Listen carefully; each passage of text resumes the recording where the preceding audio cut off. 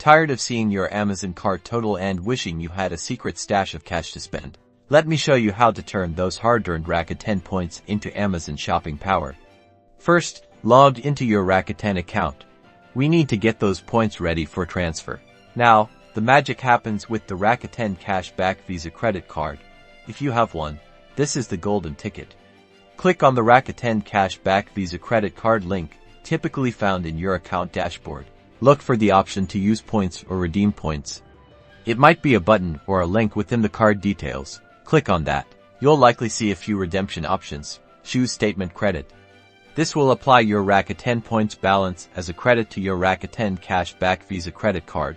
Confirm the amount you want to redeem. Remember that your points will be converted into dollars and applied to your card statement.